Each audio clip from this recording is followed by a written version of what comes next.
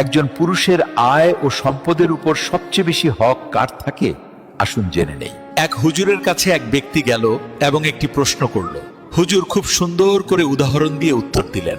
হুজুর বললেন, যদি একটা পুরুষের কাছে তার পরিবারের কাউকে খাওয়ানোর মতো মাত্র এক বেলার খাবার থাকে, আর সেই সময় তার ঘরে তার মাও ক্ষুধার্ত, তার বাবাও ক্ষুধার্ত, তার বোনও ক্ষুধার্ত, তার ভাইও ক্ষুধার্ত, তার মেয়েও ক্ষুধার্ত, তার ছেলে ক্ষুধার্ত এবং তার স্ত্রীও ক্ষুধার্ত, তখন ওই এক বেলার খাবারটা শুধুমাত্র তার স্ত্রীকে দেওয়া তার জন্য ওয়াজিব হবে, কারণ ওই খাবারের ওপর বাকি সবার চেয়ে স্ত্রীর হক বেশি। অর্থাৎ স্ত্রীর উপর খরচ করা স্বামীর জন্য সদকাও, ইবাদতও, আবার দায়িত্ব।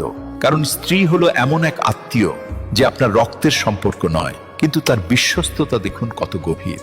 মা, বাবা, ভাই বোন আপনার নিজের রক্ত, কিন্তু স্ত্রী হলো এমন এক সম্পর্ক যা আপনার ভাগ্যে বা নসিবের মাধ্যমে আপনি পান। আর তারপর সে আপনার সব ক্লান্তি, সব ব্যথা এবং সব দুশ্চিন্তা ভাগ করে নেয়। তার মনে আপনার জন্য দোয়াও থাকে, আবার আপনার জন্য তার ত্যাগও থাকে। আর আল্লাহ এই সম্পর্ক নিয়ে বলেছেন, নারীরা তোমাদের জন্য পোশাক স্বরূপ আর তোমরা তাদের জন্য পোশাক স্বরূপ। অর্থাৎ স্বামী ও স্ত্রী একে অপরের সাহারা, ইজ্জত এবং পর্দা। তাই স্ত্রীর ওপর খরচ করা শুধু ফরজ নয়, বরং এটা ভালোবাসার বহিঃপ্রকাশ এবং সৎকাও।